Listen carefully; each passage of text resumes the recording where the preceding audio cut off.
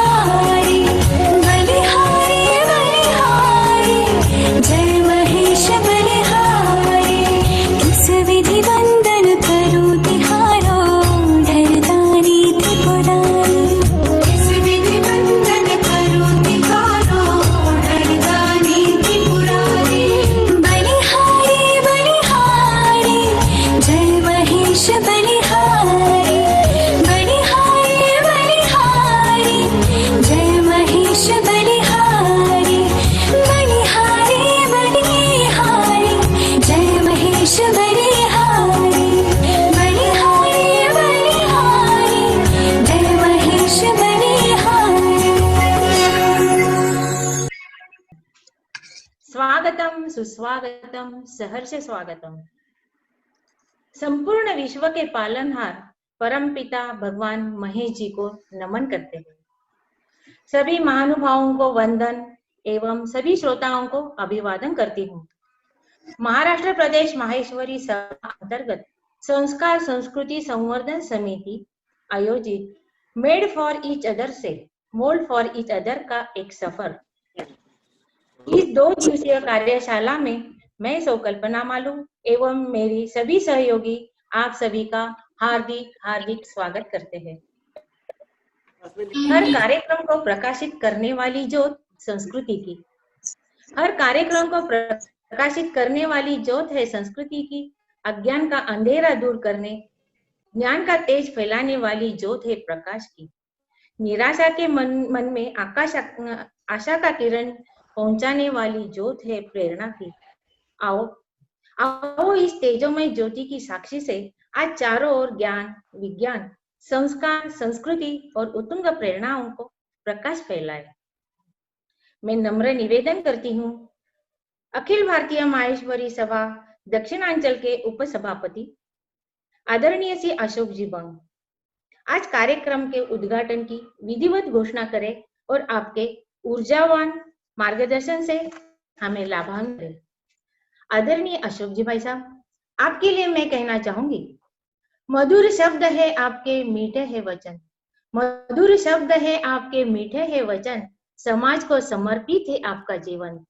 उज्जवल है कार्य आपके, निर्मल है आपका मन, उज्जवल है कार्य आपके, निर्मल है आपका मन, निभाएंगे आदर्श आपके, निभाएंगे आदर्श आपके, करते हैं हम आपके कार्यों को नमन, आपको नमन। मंच आतुर है आपके प्रेरणादायी मार्गदर्शन के लिए। मैं निमंत्रित करती हूँ माननीय श्री अशोक जी भाई साहब से। धन्यवाद कल्पना दीदी। बहन अगर गांव की हो तो फिर इस तरीके से जो नहीं है वो भी बता देती है। नहीं नहीं, भाइयों को चढ़ाना बहनों का काम ही होता है। धन्यवाद। आज के इस बड़े ही सुंदर आयोजन के लिए मैं सभी को पहले तो साधुवाद देता हूँ। महाराष्ट्र प्रदेश के अध्यक्ष जो थोड़े देर में हमसे जुड़ने वाले श्री किशन जी भंसाली, आदरणीय मदन लाल जी मणियार, अनुसैया जी मालू, सुनीता जी पलोड, हार्दिक जी सारडा, डॉक्टर गोविंद जी मंत्री, उसी प्रकार कल्पना जी आपकी जो टीम है, आप, मंगला दीदी, सरोज दीदी गट्टानी और वो यंग लड़का पवन झंवर, जिसे देख के ऐसे दिल खुश हो गया। और आज के जो वक्ता आपके अंजना राठी ठाना और पवन जी झंवर पंढरपुर, तो मैं आप सभी का और संस्कार संस्कृति संवर्धन समिति की ओर का भी बहुत बहुत अभिनंदन करना चाहता हूं। आपने आज मेरे दिल की जो बात है, मेरे दिल को जो सबसे ज़्यादा प्यारा विषय है, उस विषय को लेकर ये 2 दिन का आपने आयोजन किया है। मेड फॉर ईच अदर, तो मुझे लगता है भगवान कोई लाखों हजारों में एक आधा ही भेजता है और बाकी सब लोगों को तो मोल्ड फॉर ईच अदर ही करना पड़ता है। और जहाँ मोल्ड फॉर ईच अदर होता है वह जीवन बड़ा सुहावना हो जाता है। और चेतना लहर समिति के माध्यम से पिछले 7-8 सालों से करीबन 250 से ज़्यादा जो पारिवारिक टॉक शो हमने विभिन्न जगह पे किए, उसमें रिश्तों में मधुरता कैसी आए, परिवार में मधुर संबंध कैसे बने, ये उसका फोकस रहा करता था। जो सबसे अहम बात उसमें कल के सामने आई है वो ये है कि हम किसी को सुधारने के पीछे तो बहुत पड़ जाते हैं, लेकिन किसी को सुधारने की हमारी मानसिकता वहां से हटकर किसी को स्वीकार करने की नहीं होती। बात आज सुधारने की नहीं है, स्वीकार करने की है। किसी को जो जैसा है, फिर वो व्यक्ति है, परिवार है, परिस्थिति है, जिस समय आप किसी चीज को स्वीकार करना शुरू कर देते हो तो फिर उसके अनुरूप अपने आप को ढालना शुरू कर देते हो, अपने आप को मोल्ड करना शुरू कर देते हो। और ये परिस्थिति को भी लागू होती है। छोटा सा एग्जाम्पल अभी 6 महीने का ही लीजिए। ये किसने सोचा था कि हम 6-6 महीना घर से बाहर नहीं निकलेंगे, हम 6 महीना बाहर का खाना खाने नहीं जाएंगे, हम 6 महीना घर के 4 दीवारी में रह के घर का कामकाज बटाएंगे, हम बगैर स्त्री के कपड़े पहनेंगे, हम घर से ऑनलाइन सब काम करेंगे, अंत्य विधि किसी का मरना हो, पगड़ी हो, उठावना हो, हम खुद को उसमें इन्वॉल्व नहीं कर सके। किसी शादियां तक आज जूम से कोई बहुत करीबी हो तो अटेंड कर लेते हैं, वो भी जूम के माध्यम से। अदरवाइज तो शादियों को भी अटेंड करना अब रहा नहीं, कोई सामाजिक कार्यक्रम नहीं, कोई बड़ा दिखावा नहीं, कोई बड़ा रिसेप्शन नहीं। हमारी मीटिंगें भी, आपका ये टॉक शो भी, ये सारे प्रबोधन के जितने कार्यक्रम है सब ऑनलाइन शुरू हो गए हैं। वर्क फ्रॉम होम का तो कल्चर ही जैसा बन गया है। मेरी बेटी 6 महीने से नासिक की, बॉम्बे जॉब करती थी, नासिक आके वर्क फ्रॉम होम कर रही है। तो ये सारी परिस्थितियां जो बदली, इन परिस्थितियों को हमने स्वीकार किया, और स्वीकार करने के बाद हमने अपने आप को उस तरीके से ढाला, हमने उस तरीके से अपने आप को मोल्ड किया, और मोल्ड करके हमने उस पर निजात पाई, उस पर हल पाया, और हम आगे निकलना शुरू किए। तो यही आप जीवन में भी लीजिए। पहले ऐसा बोलते थे कि छोटी उम्र में लड़कियों की शादी हो जाती थी, लड़कों की शादी हो जाती थी। हम कहते थे लड़की घर में आई है बहू बन के तो एक कच्चा घड़ा है, कच्चा घड़ा है तो घर के पारिवारिक व्यवस्था के हिसाब से खुद को ढाल लेगी, मोल्ड कर लेगी, हो भी जाता था। आजकल वो बात नहीं रही। आजकल लड़कियां बड़ी होती है, लिखी पढ़ी होती है, खुद की कुछ भावनाएं, विचार रखती है। तो आज परिवार को, जब हम टॉक शो में जाते थे तो यही बात होती थी कि जो नया आपके परिवार में एक सदस्य आया है उसको पहले तो आप स्वीकार कीजिए, वो जैसा भी है उसको पूर्णता से स्वीकार कीजिए, उसके अनुरूप फिर परिवार को थोड़ा थोड़ा ढालना, और उसको भी परिवार के अनुरूप ढालना शुरू कीजिए। तो यही है मोल्ड फॉर ईच अदर। ये पति पत्नी के रिश्ते में भी लागू होती है, सास बहू के रिश्ते में भी लागू होती है, पिता पुत्र के रिश्ते में भी लागू होती है, और हर जगह जहाँ 2 से ज़्यादा व्यक्ति जुड़ते हैं, कोई संगठन में जुड़ते हैं, वहाँ भी लागू होती है। बस सूत्र केवल एक हो, हम सुधार की नहीं स्वीकार की भावना से काम करें। और मुझे लगता है कि ये भावना, जैसे हमने कई अच्छे उपक्रम पिछले 4-6 महीने में किए हैं, वैसे ये उपक्रम भी, जैसा हमने अपने आप को परिस्थिति के अनुरूप ढाला है, व्यापार के अनुरूप ढाला है, जहाँ व्यापार हमारा कम हुआ है हमने खर्चों में बचत शुरू कर दी है, और खर्चे वैसे भी कम होना शुरू हो गए। तो एक तरीके से किस तरीके से हमको आगे का जीवन जीना चाहिए। हम 40 साल पिछले जीवन में चले गए हैं, जब हमारे पुरखे मीत वही थे, कम खर्चे में जीवन यापन करते थे, अगले पीढ़ी के लिए, तो सुख दुख के दिनों के लिए कुछ ना कुछ संचय करते थे। ये पीढ़ी ऐसी आई कि 10 रुपए कमा रहे हैं तो 20 रुपए उड़ाने की मानसिकता से हम जो चलने वाले हैं, जो भागदौड़ हमने शुरू कर दी थी, वो कहीं पर प्रकृति ने अब रोक दी है। और अब विचार करने की जरूरत है कि किस तरीके से आने वाली परिस्थिति में भी हम अपने आप को मोल्ड किस तरीके से कर पाएंगे, परिवार में कैसे कर पाएंगे। खर्चीली शादियां, बढ़ावा, बढ़ चढ़ के पैसों का प्रदर्शन, ये बड़ी बड़ी भागवत की लाखों करोड़ों की कथाएं, कहीं तो भी अब रुकने की जरूरत है, और अपने आप को अलग परिस्थिति के अनुरूप ढालने की जरूरत है। टेक्नोलॉजी के हिसाब से भी अपने को ढालने की जरूरत है।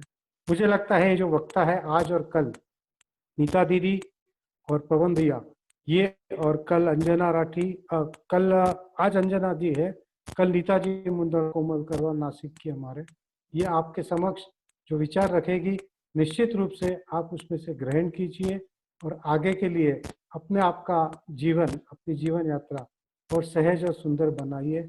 मुझे आज आपने विचार व्यक्त करने का मौका दिया।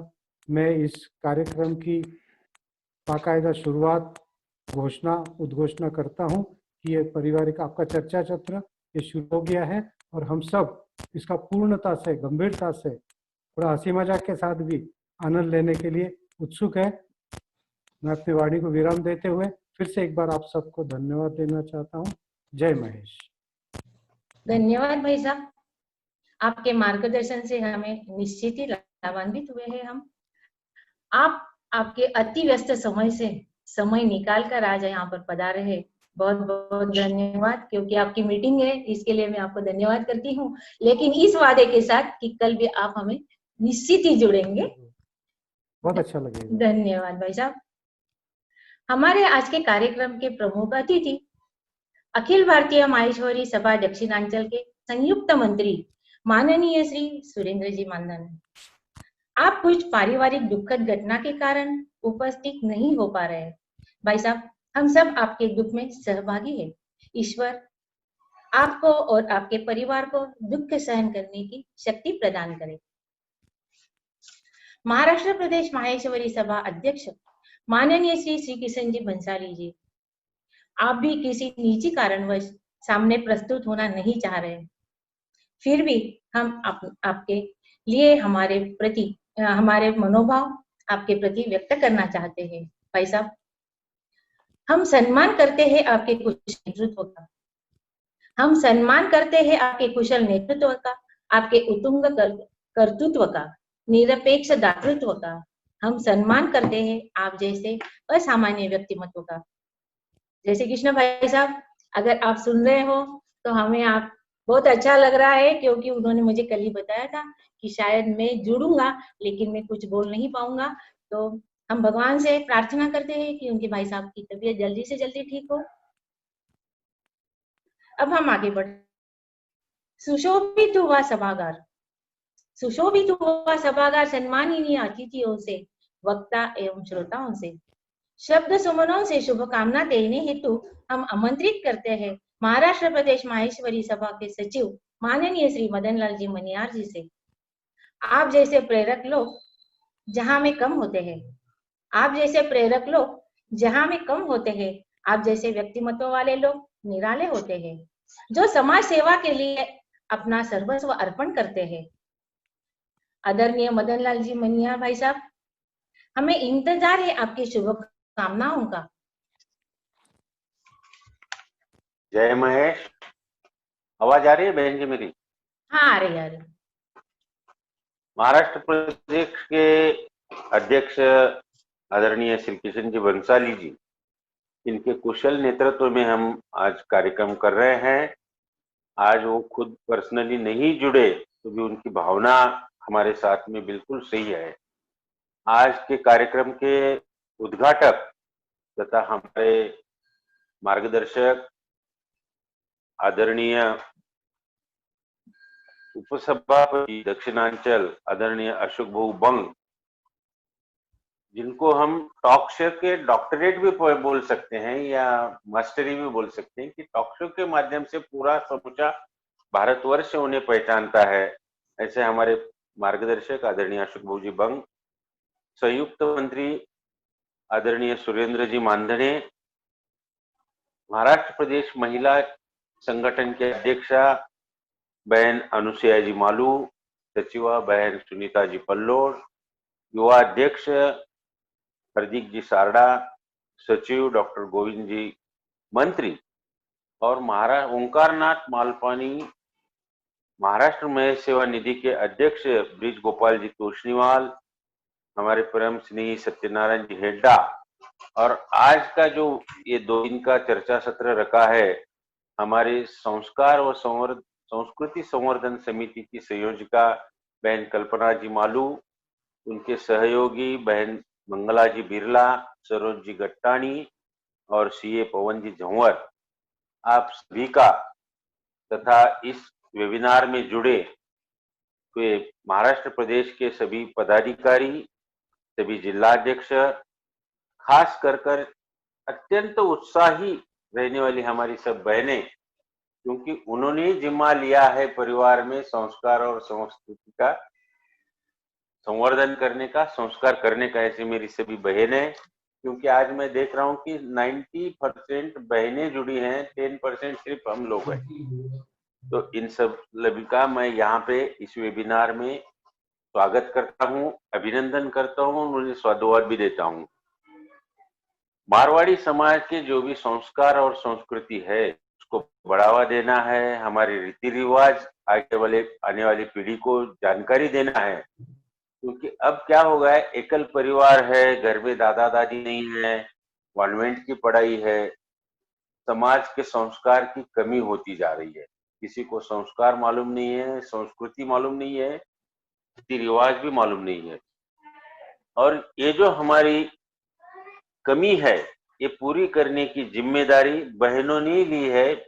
ये एक ही समिति ऐसी है कि जो महिला डोमिनेट करती है, और जरूरी भी है। हम अगर चाहते भी हैं तो हम संस्कार संस्कृति के बारे में ज्यादा बता नहीं पाते। मैं मेरा खुद का अनुभव बोलता हूँ कि मुझे संस्कार जो भी मिले हैं मेरे पिताजी वाले, मेरी माता है, मेरी दादी है, मेरी काकी है, मेरी नानी है, तो ये सब महिलाओं का ही क्षेत्र है। उन्होंने ही ये जिम्मा पूरे माने समाज में लिया है। ऐसी मेरी सभी बहुत ही उत्साही और आदरणीय बहनें, पीढ़ी दर पीढ़ी संस्कार हम भूलते जा रहे हैं, तो इसकी पहचान हमको कंटिन्यूएशन में रखना चाहिए। इसके लिए कोई हमारे पास किताब नहीं है। किताब भी अगर जो कुछ मिलते हैं हमारे रीति रिवाज के, त्योहारों के, संस्कार के, वो भी 10-20 किलोमीटर 10-20 कोस के बाद में उसमें थोड़ा थोड़ा बदलाव होता है। मेरे यहाँ उस्मानाबाद में जो रहता है शायद औरंगाबाद में नहीं रहता, पूना में अलग होता है, थोड़ा चेंज होता है।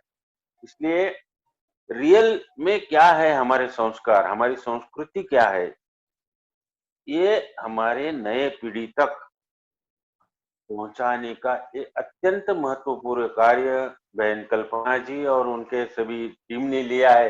इसलिए मैं पुनश्च उनका एक बार अभिनंदन करता हूँ। सुंदर विचार रखना है, सुंदर कार्य करना है, ईश्वर को स्मरण करते हुए हमें भविष्य भी सुधारना है।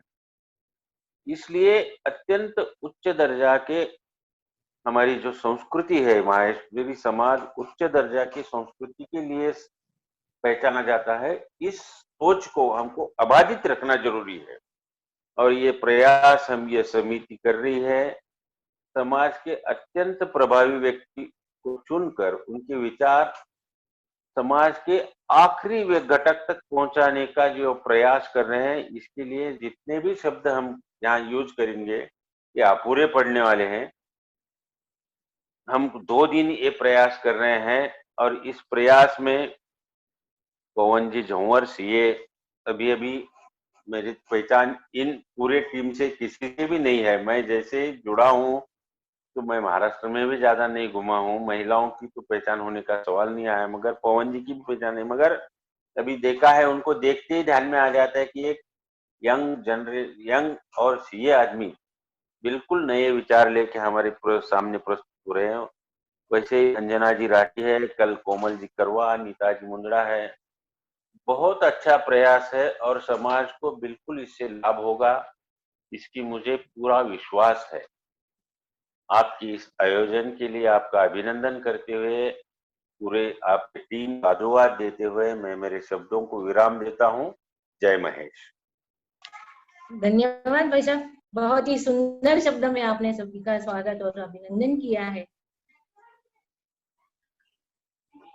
पवित्र हुआ वातावरण इस स्तवन से, पवित्र हुआ वातावरण इस स्तवन से, तेजोमय हुई 10 दिशा दीप प्रज्वलन से, अतिथियों का स्वागत हुआ शब्द सुमनों से, उल्लासित हुआ हमारा मन भाई साहब के मार्गदर्शन से। अब कार्यक्रम की प्रास्ताविकता करने हेतु मैं आमंत्रित करती हूँ समिति सहयोगी बहना सरोज गट्टानी से। जय महेश। सरोज। जय महेश, जय श्री कृष्ण। आ रही है ना आवाज दीदी? हाँ। भगवान महेश जी को वंदन करते हुए जूम सभागार में उपस्थित सभी गरिमामय वंदनीय ज्येष्ठ श्रेष्ठ स्नेहीजन एवं मेरे भाइयों एवं बहनों, मैं सरोज गट्टानी महाराष्ट्र प्रदेश सभा की संस्कार संस्कृति संवर्धन समिति की सह संयोजिका हृदय की गहराइयों से नमन करती हूँ, अभिवादन करती हूँ। आओ हम सब मिलकर विश्वास का एक दीप जलाए। आओ हम सब मिलकर विश्वास का एक दीप जलाए, हमें भगवान महेश के वंशज साबित कर दिखलाए। आज से 2 दिवसीय चलने वाला हमारा सुंदर सा उपक्रम मेड फॉर ईच अदर से होल्ड फॉर ईच अदर, जिसमें हमें अपने भविष्य की सुंदर सी तस्वीर का निर्माण करना है। तो चलो आओ हम सब रहे प्रेम से, आओ हम सब रहे प्रेम से, करे न कोई द्वेष, विचारों को बदलो और सामंजस्य करने में करो खुद का समावेश। रक्षा करो एक दूसरे की, रहे न कोई शेष। जागृत कर विश्वास को, अस्तित्व अपना ऐसा बनाओ, प्रगत हो घर परिवार समाज और देश, प्रगत हो घर परिवार और समाज और देश। भाइयों एवं बहनों, हम सभी जानकर है बीता हुआ कल हमारे पास नहीं है, पर जीतने के लिए आने वाला कल हमारे पास है। इस 2 दिवसीय परिचर्चा के माध्यम से श्वेत धवल जीवन चित्र में प्यार के रंग भरते हैं। सच ही तो है, यूं ही नहीं आती खूबसूरती रंगोली में। सच ही तो है, यूं ही नहीं आती खूबसूरती रंगोली में। अलग अलग रंगों को एक होना पड़ता है, तब जाकर उसमें कहीं निखार आता है। हम सभी जानकर है, परिवार ही प्रेम की माला है, और परिवार में अगर प्रेम हो तो हर ऋतु बसंत है, वरना अंत ही अंत है। तो क्या होता है प्यार? इस परिवार का पुरुष एक धरा है, इस परिवार का पुरुष एक धरा है, तो नारी उसकी नींव है। बच्चे उनका स्तंभ है और बुजुर्ग घर का छत। अगर किसी एक ही अगर डगमगा गया ना, तो सारी हलचल मच जाती है। तो जीवन रूपी इस रेलगाड़ी को चलाने के लिए, जीवन रूपी इस रेलगाड़ी को चलाने के लिए परिवार के डिब्बों को बुजुर्गों का इंजन जुड़ा होना बहुत महत्वपूर्ण है। साथ ही युवाओं की ईंधन रूपी ऊर्जा उससे ही ज्यादा आवश्यक है। तो आइए हम अपनी सोच का दायरा सृजनात्मक, रचनात्मक एवं सकारात्मक बनाकर, तन मन में आत्मविश्वास जगाकर महकाते हैं परिवार के प्रेम का किनारा, जो होगा हमारे प्रफुल्लित मन का सहारा। बस इसी तंत्र मंत्र को लेकर आज हमारे बीच युवा वक्ता रूप में आए हैं सीए पवन जी झंवर पंढरपुर और डॉक्टर अंजना जी राठी ठाणे। तो आइए हम उन्हीं से अभी रूबरू होते हैं। धन्यवाद।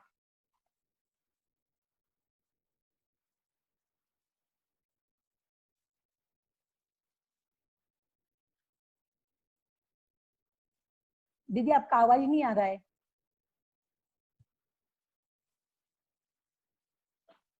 जिंदगी चाहे कितनी भी बदले, परिवार का महत्व कम नहीं होगा। परिवार ही हमारे जीवन की नींव है। अगर वह हिल गई तो इस तेज रफ्तार का क्या फायदा। हाथों की 5 उंगलियां समान नहीं होती, फिर भी उनकी संयुक्त पकड़ से किसी का छूटना नहीं होता। इस तरह संयुक्त परिवार की शक्ति है। आजाद रहिए अपने विचारों से, आजाद रहिए अपने विचारों से, लेकिन बंधे रहिए अपने संस्कारों से, संस्कृति से और परिवार से। आजकल एकल परिवार के कारण हर क्षेत्र में मुक्त संवाद की कमी हो रही है। इस स्पर्धा के युग में पति पत्नी अपने करियर में लगे हैं, माता पिता बच्चों को क्वालिटी टाइम समय नहीं दे पा रहे हैं। जहां बच्चों को अपने प्रेजेंट की नहीं बल्कि अपने प्रेजेंस की जरूरत है। ऐसी अनेक बातों का करना होगा। निश्चित ही सामाजिक संगठन भी इस कामों में अग्रसर है। हमें संस्कारों का पोषण एवं संस्कृति का जतन करना होगा। इसलिए कहीं न कहीं हमें मोल्ड होना ही होगा। इस विषय को प्रस्तुत करने आ रहे हैं आपके समक्ष प्रथम वक्ता माननीय श्री पवन जी झंवर।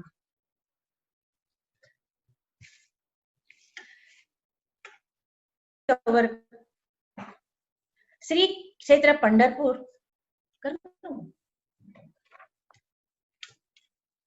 श्री क्षेत्र पंढरपुर से श्री पवन जी विजय कुमार जी झंवर।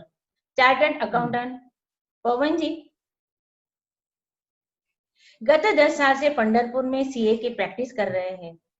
आप राजस्थानी मंडल पंढरपुर के पूर्व अध्यक्ष, रोटरी क्लब पंढरपुर के पूर्व सचिव एवं श्री विठ्ठल रुक्मिणी योग प्राणायाम संस्था पंढरपुर के आजीवन सदस्य हो।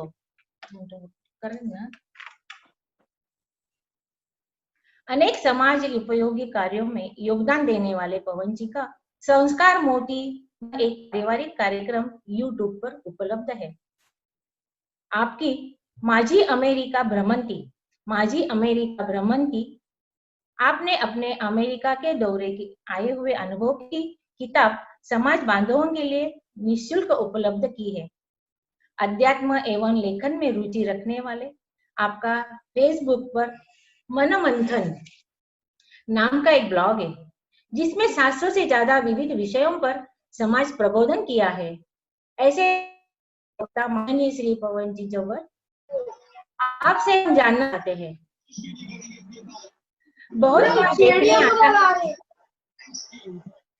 बहुत बार देखने में आता है पति पत्नी, सास बहू, भाई भाई इत्यादि मोल्ड फॉर ईच अदर है, पर कुछ दिनों बाद पता चलता है वे वैचारिक विलग हो रहे हैं। ऐसे समय उन्हें मेड फॉर ईच अदर से मोल्ड फॉर ईच अदर का मंत्र कैसे देवे? आमंत्रित कर रही हूँ श्री पवन जी झोवर। जय महेश, क्या सभी को मेरा आवाज आ रहा है? एक बार अगर कंफर्म कर देंगे तो अच्छा रहेगा। एग्जैक्टली यार। जी बिल्कुल। आ रही है। सभी उपस्थित महेश। महान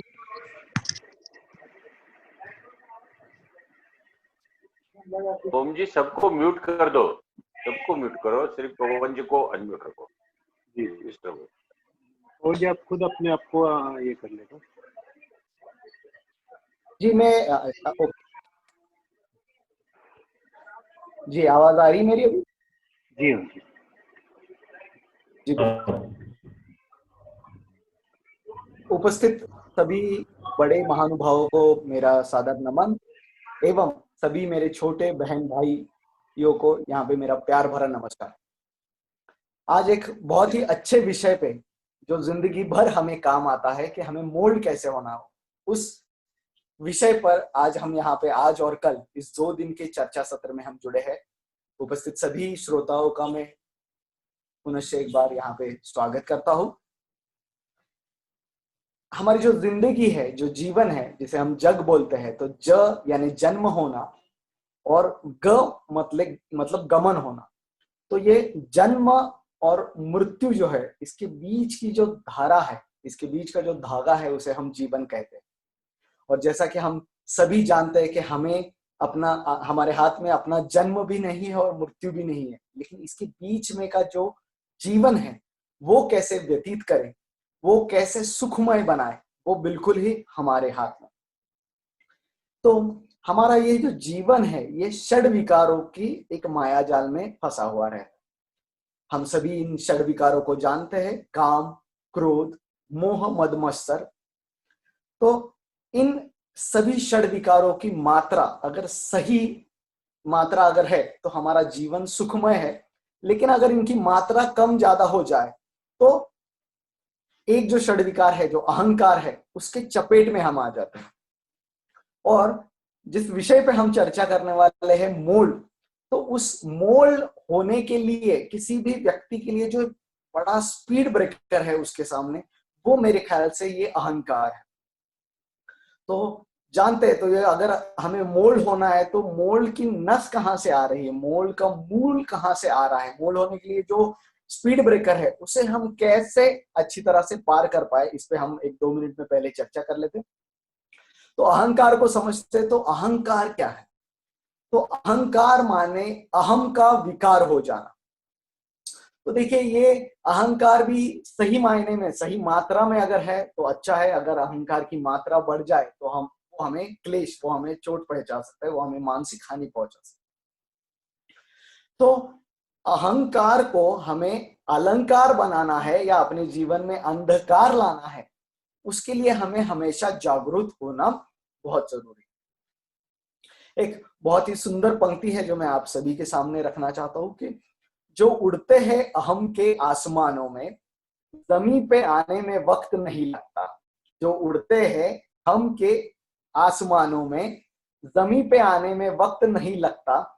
हर तरह का वक्त आता है जिंदगी में, वक्त बदलने में वक्त नहीं लगता।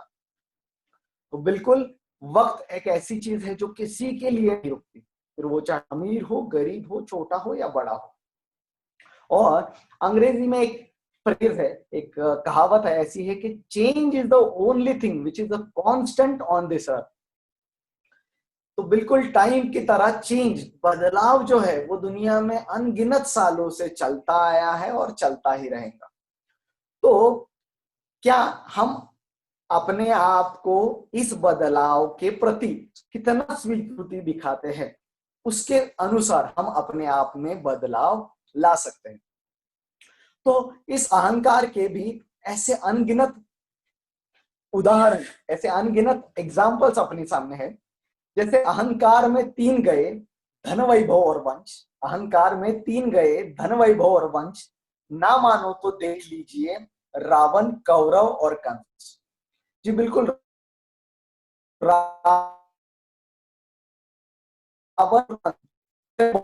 के हिसाब से, लेकिन क्या हुआ, इनको अपने पास जो अच्छी चीज थी उसका अहंकार हुआ और उनका सर्वनाश कैसे हुआ ये हम सभी लोग अच्छी तरह से जानते हैं।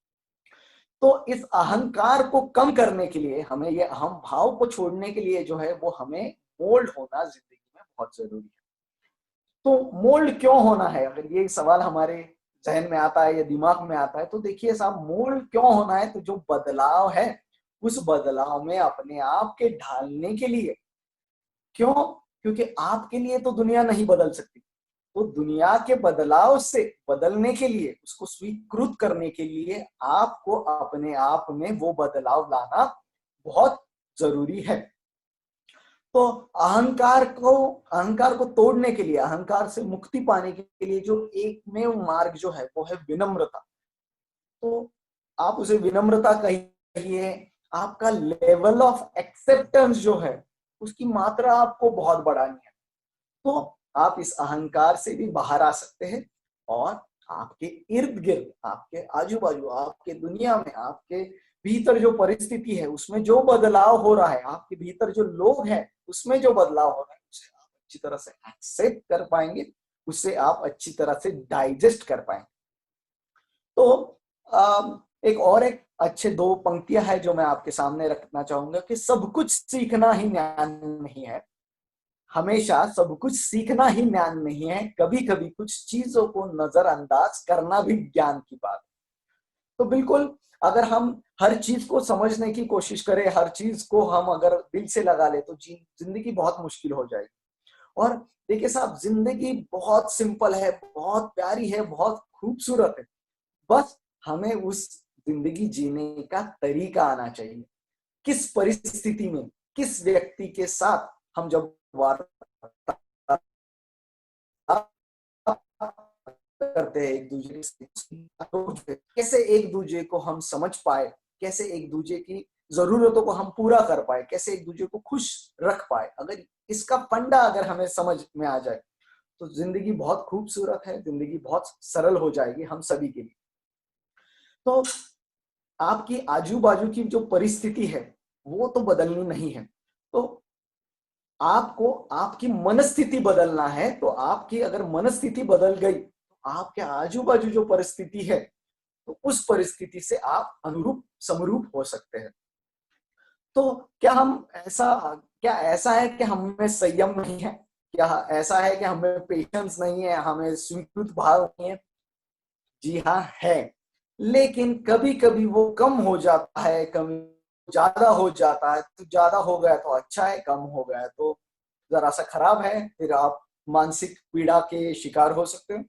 तो संयम, तो ये स्वीकृत भाव कैसा है? तो देखिए, फॉर एग्जाम्पल, अगर मैं अपने एक एग्जाम्पल लेते कि करवा चौथ है और कोई सौभाग्यवती है जो करवा चौथ का व्रत रख रही है, तो अगर उसके सामने उस दिन आप अगर पंच पकवान का थाली भी अगर परोस के रख दे तो क्या वो खाएगी? बिल्कुल नहीं खाएगी। क्यों? क्योंकि उसके दिल में, उसके मन में इतना संयम है कि संयम के बलबूते पे जब तक चांद नहीं देखे, चांद को पूजा नहीं है, वो अपना व्रत नहीं छोड़ेगी। तो बिल्कुल इसी प्रकार हम सब में संयम है, बस उस संयम को हमें हर दिन जागरूक रखना है, उसे बढ़ावा देना है। तो कैसे बढ़ावा दे सकते हैं? ये ऐसे जो अभी हम जो जिस वेबिनार में जुड़े हैं, तो ऐसे जो अच्छे विचार है, आचार है, उनका आदान प्रदान करके हम एक्सेप्टेंस लेवल को, इस स्वीकृत भाव को हम हमेशा जागरूक रख सकते हैं। तो देखिए, आपके इर्द गिर्द हर कोई जो व्यक्ति है, उस हर व्यक्ति में ऐसा नहीं हो सकता कि सिर्फ प्लस ही चीजें रहे। हर व्यक्ति में प्लस चीजें, माइनस चीजें भरी हुई पड़ी है। तो अगर आपको उस व्यक्ति को स्वीकृत करना है तो उसके अच्छाई और बुराई के साथ, उसमें जो कुछ कमियां हैं उसके साथ आपको उसे एक्सेप्ट करना बहुत जरूरी है। उस हिसाब से आप आपके आजू बाजू का जो माहौल है वो अच्छी तरह से रख पाओगे। तो अभी हम देखते हैं कि जॉइंट फैमिली में कि हम देखते हैं कि अभी जॉइंट फैमिली से अभी संयुक्त फैमिली जो है, एकल कुटुंब पद्धति का बहुत ज्यादा ट्रेंड चल रहा है। तो ये क्यों चल रहा है? तो हम अगर इसकी इसकी जड़ को जाके देखें तो बहुत बार जनरेशन गैप होता है। तो समझने की कोशिश करते हैं कि ये जनरेशन गैप क्या है। तो देखिए, जनरेशन गैप ये है कि दो लोगों के बीच में, जो एक व्यक्ति है और दूसरे व्यक्ति है, एक व्यक्ति के पास जो चीजें उसने अनुभव की है, जो परिस्थितियों में से वो गुजरे है, वैसी चीजें दूसरे व्यक्ति ने अनुभव नहीं की है। और इसी कारणवश एक व्यक्ति के विचार और दूसरे व्यक्ति के विचार में जो है वो काफी अंतर है, और जिसे हम जनरेशन गैप बोलते हैं। तो मोल्ड होना है तो मोल्ड क्या सिर्फ एक व्यक्ति हो सकता है? नहीं, मोल्ड होने के लिए पहल हमको करनी है, लेकिन जब हम मोल्ड की बात करते हैं तो सामने वाला और हम दोनों, ये जो गैप है, फिर वो चाहे जनरेशन गैप हो, वो चाहे कम्युनिकेशन गैप हो, वो चाहे विचारों का गैप हो, तो इस गैप को वो भी थोड़ी पहल करता है और हम भी अगर थोड़ी पहल करते हैं, और हम दोनों ये व्यक्ति जो है ये अगर एक प्लेटफॉर्म पे आते हैं, तो मेरे ख्याल से जो विवाद है, जो कुछ अगर कुछ कम्युनिकेशन गैप है, उसे हम कम कर सकते हैं। और उसी के साथ एक चीज हमें ये ध्यान रखना है कि किसी भी व्यक्ति के साथ हमारा मतभेद हो सकता है, लेकिन हमें उस व्यक्ति के साथ मनभेद नहीं करना। और अगर हम जॉइंट फैमिली के बारे में अगर बात करें तो जॉइंट फैमिली मेरे ख्याल से एक चलता फिरता एजुकेशनल इंस्टीट्यूट है। कैसे? देखिए, बहुत सारी चीजें सीखने के लिए हमें अलग अलग इंस्टीट्यूट में, अलग अलग कॉलेजेस में जाना पड़ता है, अलग अलग ट्यूशंस लगाना पड़ता है, लेकिन हमारे परिवार में जो बड़े हैं,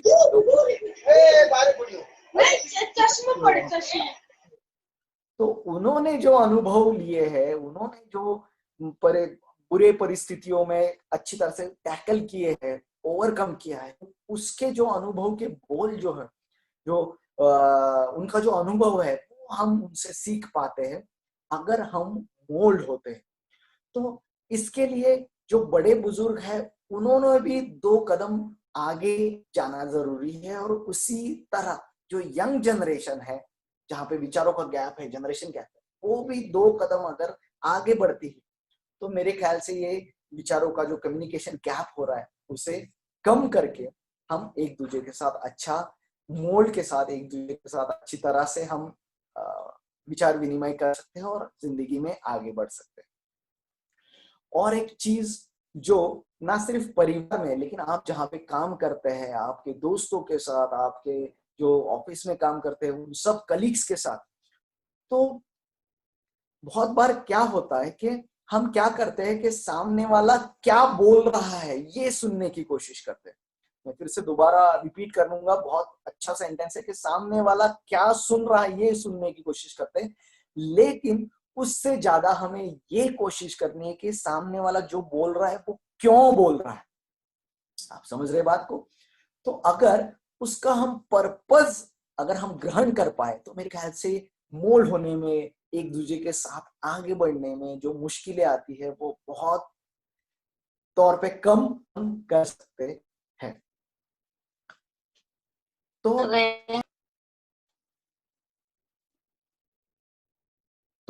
ये मतभेद जो है, तो बहुत बार क्या होता है हमारे परिवार में है, तो किसी व्यक्ति के विचार से हम सहमत नहीं होते, लेकिन बहुत बार हम ये हमारे मन में आशंका पैदा कर लेते हैं कि उस व्यक्ति के उस विचार अगर गलत है तो हम उस व्यक्ति को गलत समझने लगते हैं, लेकिन ऐसा हमें नहीं करना चाहिए। अगर उस व्यक्ति के कुछ विचार आपको अच्छे नहीं लग रहे, उससे आप सहमत नहीं हैं, तो उस विचारों को आप अलग कर दो, लेकिन बाकी के विचारों के साथ उसके साथ अच्छी तरह से आप काम करिए, अच्छी तरह से आप बर्ताव करिए।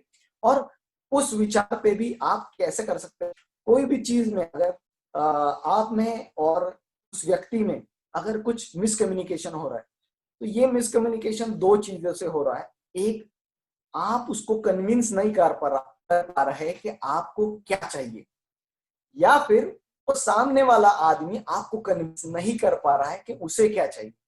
तो इसमें कोई भी एक चीज जो पहले पॉसिबल हो जाए, वो अगर इधर उसने कन्विंस कर लिया या हमने उसे कन्विंस करने की कोशिश कर ली और उसमें सफल हो, तो मेरे ख्याल से ये गैप नहीं रहेगा। उसी के साथ बच्चों के साथ जो हमें मोल्ड होना है, जो फ्लेक्सिबिलिटी दिखानी है, तो देखिए सबसे जरूरी चीज कि आज हम देखते हैं कि इतना कंपटीशन बढ़ गया है और हम हमेशा कंपेयर करते हैं बच्चों के, एक्स के साथ कंपेयर करो, वाई के साथ, पड़ोसियों के साथ, या भाई बहन है, भाई भाई है, तो हम घर में भी कंपेयर कर कम करना है। अगर हम किसी को स्पर्धा करनी है तो हमें किसी और के साथ स्पर्धा नहीं करनी, हमें अपने आप के साथ स्पर्धा करनी है। और वो स्पर्धा कुछ इस प्रकार करनी है कि हम कल क्या थे, हमने कल हमारा कैसा था, उसके ऊपर से हमने क्या सबक लिया और उस सबक हमारे वर्तमान में कैसा इस्तेमाल कर रहे हैं, जिसके कारणवश हमारे आने वाला जो भविष्य है वो उज्जवल हो, सुखमय हो, अच्छा हो। उसका फायदा ना सिर्फ हमारे हो लेकिन हमारे समाज को भी हो। तो इस हिसाब से हमें अपने बच्चों को मार्कवंत नहीं बनाना है, हमें हमारे बच्चों को गुणवंत बनाना है। मेरे ख्याल से मार्कवंत और गुणवंत संख्या, हमें सिर्फ वो कितने अच्छे नंबर्स है, कितने परीक्षाओं में वो अव्वल नंबर से आए, ये नहीं देखना। हमें ये देखना है कि वो कितना गुणवंत है, वो कितना चरित्र सामर्थ्य है। घर में अगर कोई आ जाए तो वो उसका वेलकम कैसे करता है, वो उसे कैसे ट्रीट करता है। कोई अगर घर में मेहमान आ जाए तो वो बैठने के लिए कहता है, उन्हें पानी ला के देता है, हमें कैसे बुलाता है। तो ये सारी चीजें जो है, ये बचपन से हमें, ये मोल्ड होने के जो बीज है वो हमारे बच्चों में हमें बोना बहुत जरूरी है। जैसे निसर्ग का नियम है कि जो बोओगे वही हमें मिलेगा। तो अब अगर हम आम के बीज बोए तो हमें आम मिलेगा, और अगर हम बबूल के बीज बोए तो हमें बिल्कुल ही बबूल हमें मिलना है। ये तो निसर्ग का नियम है। एक और ऐसा रहता है कि हमारे बच्चे हमारी नहीं सुनते, ये सभी के साथ होता है, मेरे भी साथ होता है।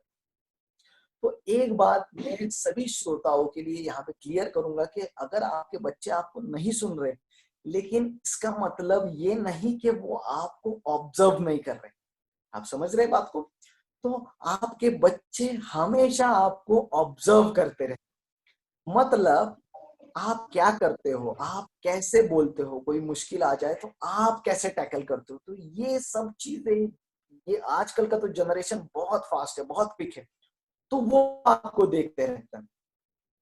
तो हमें यहाँ पे ये ध्यान रखना है कि आप आपके बच्चों से जो चीजें एक्सेप्ट करते हैं, फिर चाहे वो मोल्ड हो, किसी परिस्थिति में शांत रहना हो, खुश रहना हो, अगर कुछ मुश्किल आ जाए तो वहां पे संयम रखना।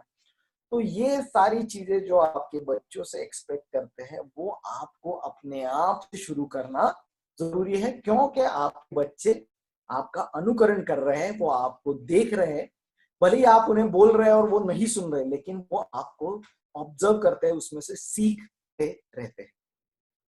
बिल्कुल उसी प्रकार जो ओल्ड एज पर्सन है, हमारे घर के जो बुजुर्ग हैं, तो एक आयु के बाद जो बड़े बुजुर्ग होते हैं तो वो वापस बच्चे हो जाते हैं। तो हमें उनको भी प्यार से ट्रीट करना है, उनके साथ प्यार के दो मीठे शब्द बोलना है। देखिए जो बड़े बुजुर्ग है, हमारे दादी जी है, हमारे दादाजी है, तो उनको क्या चाहिए, उनको बस हमारे दो मीठे शब्द चाहिए कि आपने खाना खा लिया, आपने समय पे आपके टैबलेट्स ले लिए, आपको अच्छी नींद आ रही, तो थोड़ी देर दिन में से 2-5 मिनट, 10 मिनट, 15 मिनट, आधा घंटा आप उनके साथ बैठ जाइए, उनके साथ गपशप लड़ा दीजिए, थोड़ी देर के लिए उनका सर दबा दीजिए, उनके हाथ पैर दबा दीजिए। तो इससे ज्यादा सुख की बात, इससे ज्यादा आशीर्वाद मेरे ख्याल से कुछ नहीं रहेगा। और उसके साथ आपको वो जो अपने अनुभव के जो बातें हैं वो जो शेयर करेंगी, जो एक्सपीरियंस शेयर करेंगे कि उनके टाइम पे कैसे परिस्थिति, उनके टाइम पे कैसे प्रॉब्लम्स थी और उसमें से वो कैसे बाहर आए, तो वो हमें बहुत ही अच्छा रहेगा हमारे आने वाले जीवन में। जो मुश्किलें हैं, जो हमें मोल्ड होना है, उसके लिए हमें सीखने के लिए। तो इस प्रकार के हमें हमारे बच्चों के साथ और हमारे जो बड़े बुजुर्ग हैं के साथ हमें ध्यान रखना बिल्कुल जरूरी है। संयम के बारे में तो मैं ऑलरेडी बताया आपको कि संयम हम सबके पास है, लेकिन उसकी मात्रा हमें कम ज्यादा करनी है। और एक चीज, जैसा कि ये कोरोना के वजह से पूरा सभी लोगों का, इस धरा का पूरा लाइफस्टाइल, पूरा जिंदगी चेंज हो गया है, तो इसकी वजह से हमने ऑलरेडी बहुत हम मोल्ड हो चुके हैं और हमें आने वाले समय में मोल्ड होना है। तो अगर हम मोल्ड नहीं हो पाएंगे तो हम इस प्रवाह से बाहर निकल जाएंगे। तो अगर जैसे हम हमारे बिजनेस का बात करें, तो अभी सभी इस पूरी दुनिया में वर्क फ्रॉम होम का कल्चर चालू हो गया है। बहुत जगह पे ये ऑलरेडी शुरू हो गया, अच्छी तरह से हो गया। तो आने वाले समय में भी हमें उस प्रकार से अपने व्यवसाय को मोल्ड करना है, हमें अपने आप को मोल्ड करना है। तो ये कौन सी चीजें जो हम हमारे व्यवसाय में मोल्ड कर सकते हैं, तो उस पर हम एक 2-5 मिनट पे चर्चा करते हैं। तो देखिए साहब, अभी जिंदगी जो है ये टेक्नोलॉजी साथी हो गई है। जैसे व्हाट्सएप, फेसबुक, इंस्टाग्राम, ट्विटर, इसके जरिए आप आपके व्यवसाय के लिए जो कोटेशंस है, जो ऑर्डर्स है, वो दे सकते हैं, जो ले सकते हैं। उसी के साथ जो पेटीएम है, ऑनलाइन बैंकिंग है, उसके हिसाब से आपको कहीं जाने की जरूरत कम पड़ सकती है। बैंकों में जाने से ज्यादा आप ये ऑनलाइन यूज करके आप इससे मोल्ड हो सकते हैं। उसी के साथ हमें ये भी देखना है कि अगर हमारा मेडिक्लेम आज तक हमने नहीं किया है, तो आने वाले समय में तो ये बहुत जरूरी है। तो हमें हमारी सोच उस हिसाब से बदलनी है कि हमारे पास एक अच्छा मेडिक्लेम टर्म प्लान हो।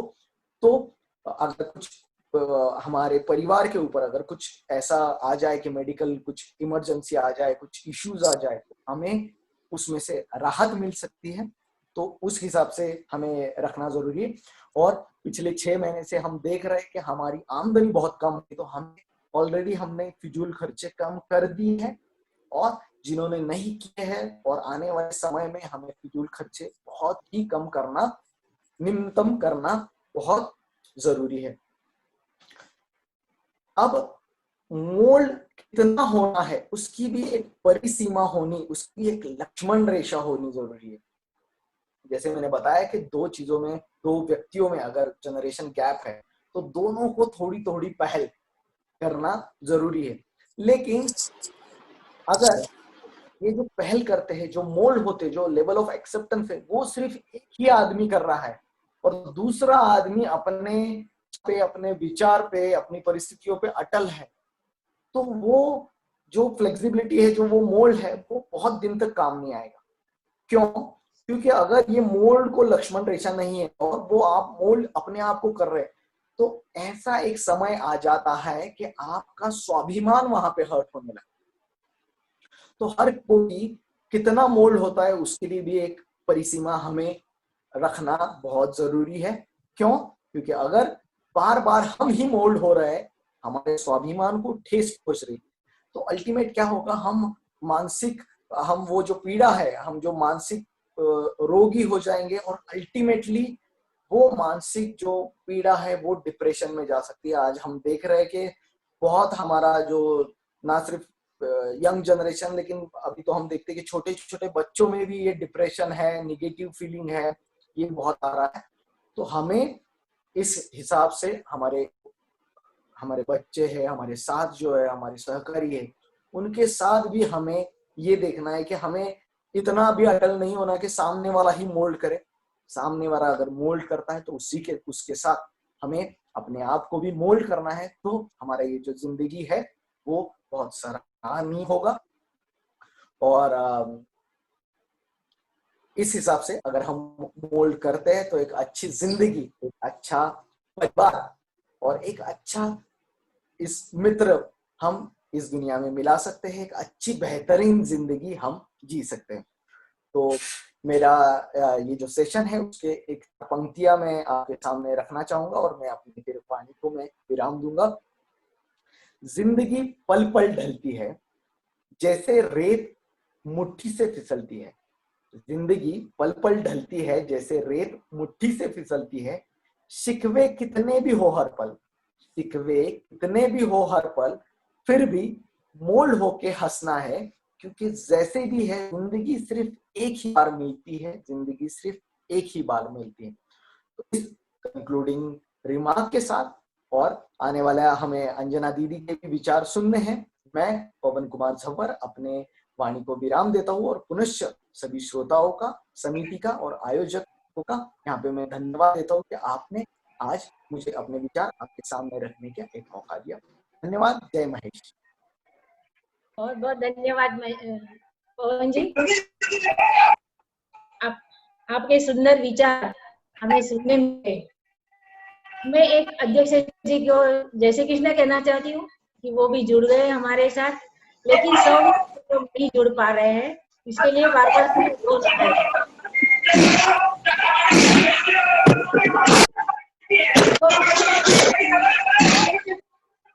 आवाज कहाँ से आ हेलो, बहुत आ रही है, सबको जरा क्या प्रॉब्लम हुआ मालूम नहीं, लेकिन 500 का अपना पैकेज है,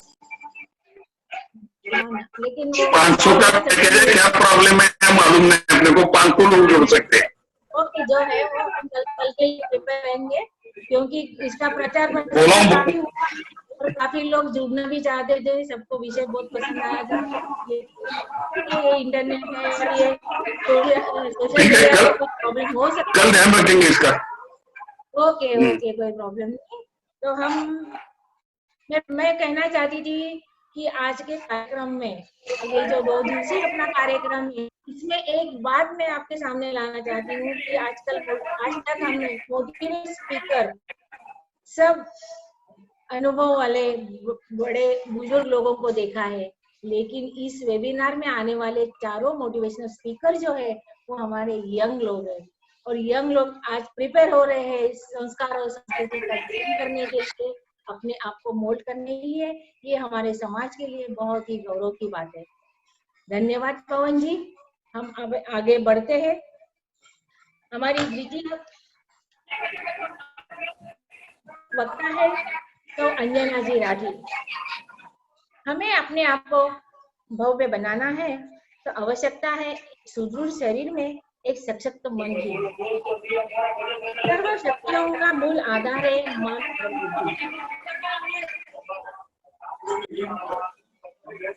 सर्व शक्तियों का मूल आधार है मन और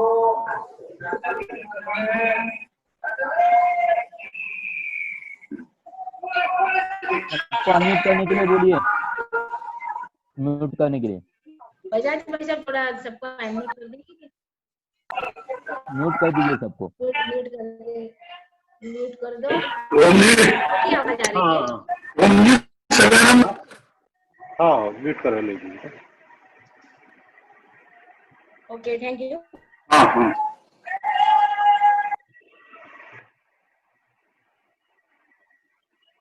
एक भाभी जी थे, अपने आप को अनम्यूट, एक मिनट।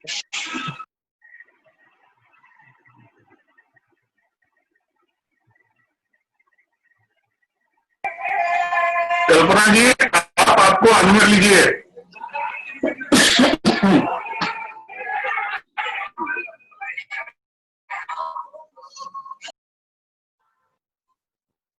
सर्व शक्तियों का मूल आधार है मन और बुद्धि, और उसे साथ देती है शरीर की। मन बुद्धि का बड़ा गहरा रिश्ता है। प्रतिकूल परिस्थिति में भी हमें शारीरिक, मानसिक एवं आध्यात्मिक रूप से स्वस्थ रहना है। लेकिन इस जानलेवा स्पर्धा युग में आत्मविश्वास की कमी, असफलता का भय, असहायता का अनुभव, नींद, भूख की कमी, थकान, चिड़चिड़ापन इत्यादि समस्याओं का सामना करना पड़ता है। लेकिन परिवार में होने वाले सुसंवाद, सामंजस्य, सकारात्मकता और स्नेह हमें निश्चित ही इससे उभारती है।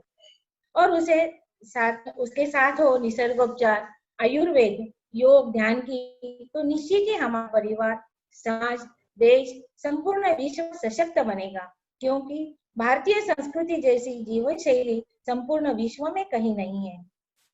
सो अंजना जी का परिचय देने में आमंत्रित करती हूँ हमारी समिति सहयोगी बहना श्रीमती मंगला जी बिरला से अंजना जी का परिचय देवे।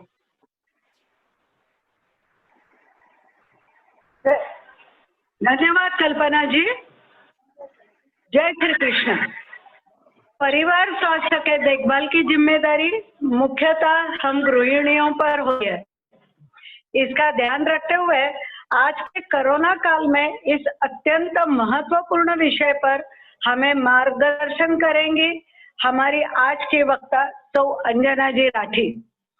निसर्ग उपचार, योग साधना के अलावा कई विषयों में माहिर तो अंजना का परिचय देने में मुझे विशेष प्रसन्नता हो रही है। इन विषयों पर आपने कई कार्यशालाएं लेकर लोगों को प्रशिक्षित किया है। अमेरिका में तक आप वेबिनार आयोजित किए जाते हैं और वहां भी वे बहुत पसंद भी किए जाते हैं। इतना ही नहीं, गत 10 वर्षों से इन उपचारों द्वारा अनेकों पेशेंट्स को ठीक करने का कार्य भी सुचारू रूप से आप कर रही है। भारत के कई निसर्ग उपचार केंद्रों में जाकर अंजना जी ने अपनी सेवाएं प्रदान की है। निसर्ग के प्रति समर्पित आपका दूसरा प्रोजेक्ट है बायो कंपोस्टिंग, यानी घर के किचन से निकले कचरे से उत्तम खाद बनाना। दिन ब दिन बढ़ते कचरे समस्या को देखते हुए वर्तमान समय में यह काम बहुत ही महत्वपूर्ण है। हाउसिंग सोसाइटी में चलाए जाने वाले ऐसे प्रकल्प में आपको प्रथम पारितोषिक मिला है। हमारी बैठी जीवन शैली में योग साधना का अपने स्वास्थ्य के लिए अनन्य साधारण महत्व है। विगत 18 वर्षों से अंजना जी योग क्लासेस सुचारू रूप से चला रही है। अत्यंत संवेदनशील कवियत्री एवं लेखन कला, यह भी आपके व्यक्तित्व, नाटक, नृत्य नाटिकाओं के द्वारा जन जागृति एवं समाज प्रबोधन करने में आप हमेशा अग्रसर रहती है। गत सत्र से इसी समिति द्वारा महाराष्ट्र के कई जगहों पर आपने अपने वक्तव्य से श्रोताओं को प्रभावित किया है। उत्तम वक्तृत्व की धनी अंजना जी ने कई सामाजिक एवं व्यावसायिक रिकॉर्डिंग के लिए अपनी मधुर वाणी का प्रयोग किया है। ऐसे बहुआयामी व्यक्तिमत्व को बेस्ट लीडरशिप अवार्ड तथा यूथ आइकॉन ऑफ थाने से सम्मानित किया है। तो आइए अब हम चलते हैं हमारे आज की वक्ता तो अंजना जी राठी और। अंजना जी, हम आपसे जानना चाहते हैं कि आज के जीवन आहार विहार कैसे मोल्ड करें ताकि हमारा स्वास्थ्य और हम मेड फॉर ईच अदर हो जाए। तो आमंत्रित है अंजना जी राठी। सभी श्रोताओं को प्रणाम। संस्कार एवं संस्कृति संवर्धन समिति महाराष्ट्र प्रदेश महिला समिति का ये जो महाराष्ट्र प्रदेश समिति का ये प्रकल्प और इसकी जो सोच है उसकी प्रेरक स्थान कल्पना जी मालू और मंगला जी बिरला और उनकी पूरी टीम को बहुत धन्यवाद देती हूँ। बहुत बहुत सुंदर विषय लेकर आज समाज के सामने हम वक्ताओं को आपने प्रस्तुत किया है और आपके शब्दों के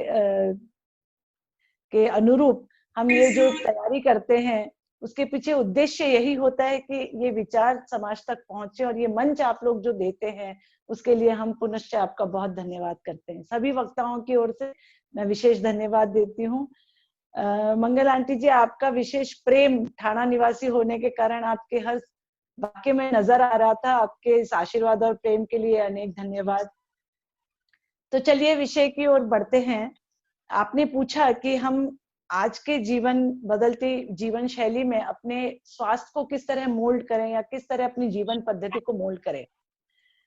तो श्रोताओं से अभी जो जुड़े हुए लोग हैं सभी को ये कहना चाहती हूँ, बड़ी इंटरेस्टिंग बात है। देखिए कि इस सृष्टि की सबसे उत्तम उत्पत्ति मानव है।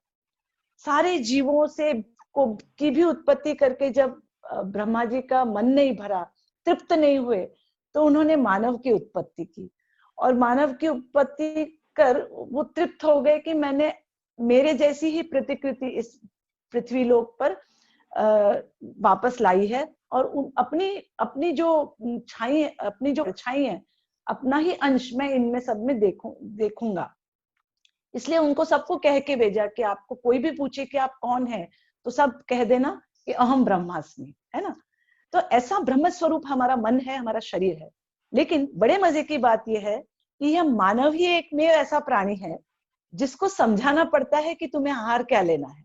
बाकी सब जीवों को पता है, बकरी कभी मांस का टुकड़ा नहीं खाएगी, गाय नहीं खाएगी, या आप किसी शेर के सामने, चीता के सामने अगर कोई पालक या मेथी की सब्जी रख देंगे तो वो नहीं खाएगा।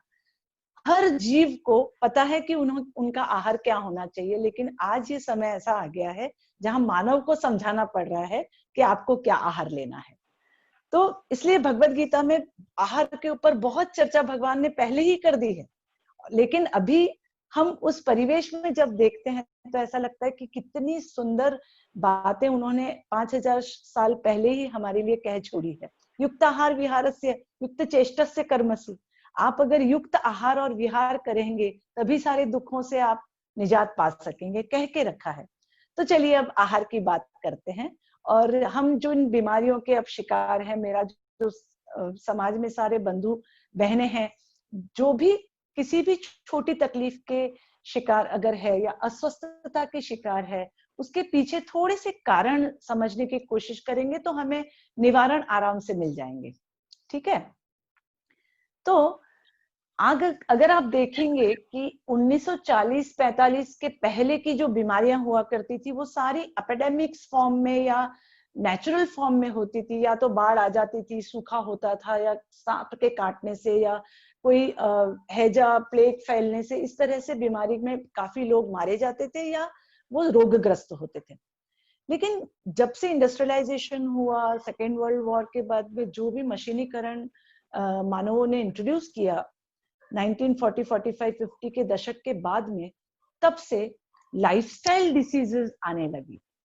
अब ये लाइफस्टाइल डिसीजेस क्या क्या है? जो लाइफस्टाइल की वजह से जो बीमारियां हैं वो सारी लाइफस्टाइल डिसीजेस है। उसमें क्या क्या आ गई? डायबिटीज आ गई, बीपी आ गया, कोलेस्ट्रॉल की तकलीफ आ गई, मोटापा आ गया। ये सारी लाइफस्टाइल हम मानवों को मोटा कभी भगवान ने नहीं बनाया था, लेकिन आज हमारा ये पूरी पृथ्वी पर 30 से 35% तक लोग मोटे हैं, जो पहले कभी हुआ नहीं करते थे। तो यह जो बदलाव आया है ये हमारे लाइफस्टाइल डिसऑर्डर्स की वजह से है। अब ये लाइफस्टाइल डिसऑर्डर्स कब पूरे होंगे या ये तकलीफें कब होगी? जब हम लाइफस्टाइल बदलेंगे तब। लेकिन हो क्या रहा है, हमने लाइफस्टाइल की वजह से जो तकलीफें हम झेल रहे हैं, जो बीमारियां झेल रहे हैं, उनको दवाइयों से ठीक करने चले हैं। यहाँ मेन गलती हो रही है। मोटापा, डायबिटीज, कोलेस्ट्रॉल की तकलीफ, बीपी, अर्थराइटिस, माइग्रेन, ये सारी चीजें क्रॉनिक है और लाइफस्टाइल की वजह से हुई है। लेकिन मैं लाइफस्टाइल को ठीक न करके अगर सिर्फ दवाइयों पर निर्भर हो जाऊं तो इसके साइड इफेक्ट्स, इसकी बहुत सारी अनेक दूसरी तकलीफों का शिकार भी मैं खुद ही हो जाऊंगी।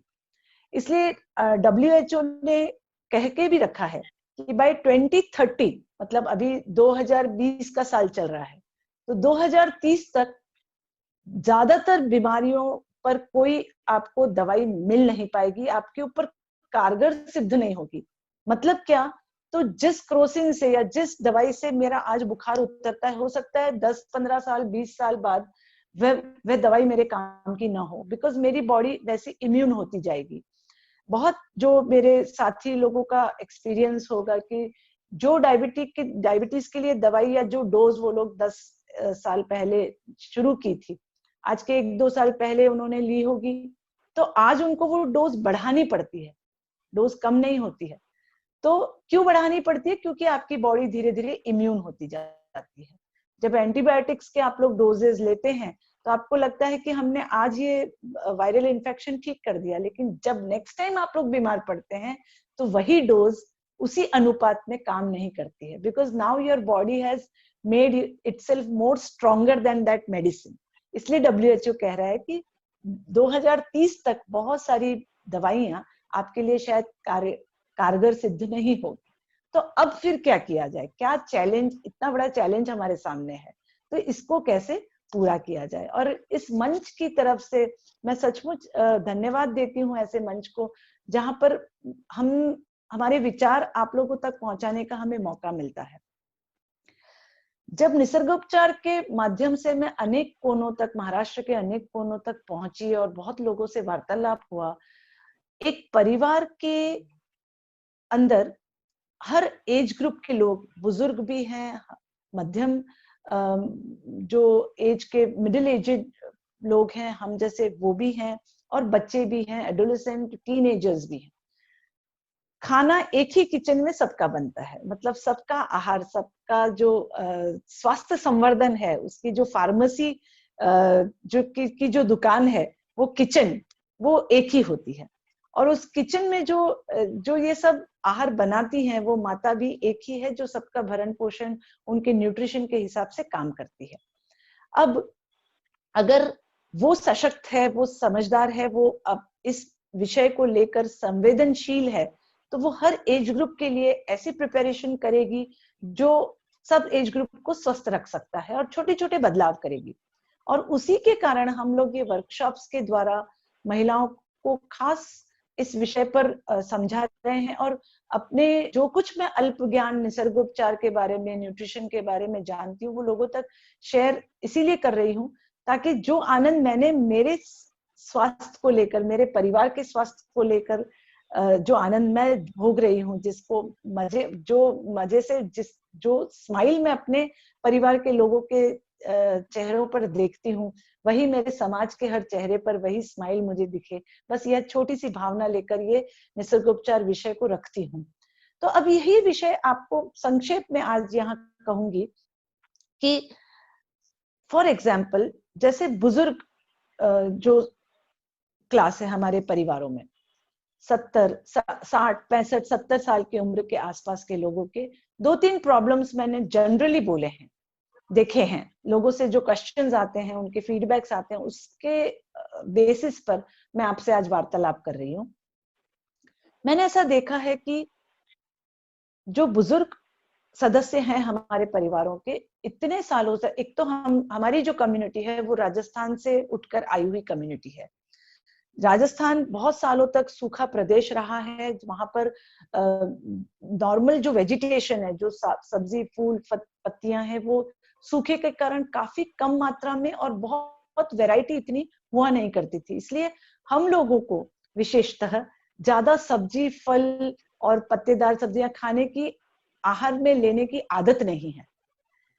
लेकिन ये उस प्रदेश में, उस जगह के लिए ठीक है, लेकिन अब हम सारे लोग विश्व के हर कोनों तक पहुंच गए हैं।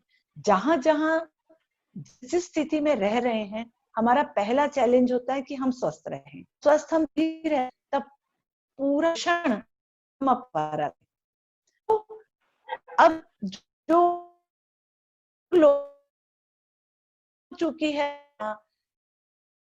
तेल बोकर प्रेजेंटेशन करी हुई चीजें खाना, मसालेदार, तरी हुई मसालेदार,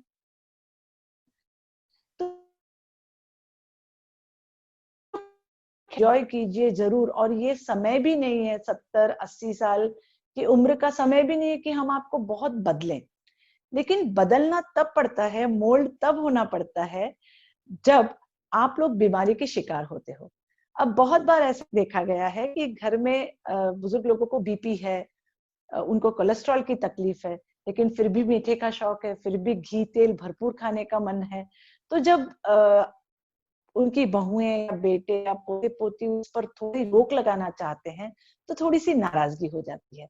तो मेरा निवेदन है मेरे भी माता पिताओं को, दादा दादियों को, कि आपका स्वास्थ्य, आपके चेहरे की मुस्कुराहट हमारे लिए बहुत मूल्यवान है।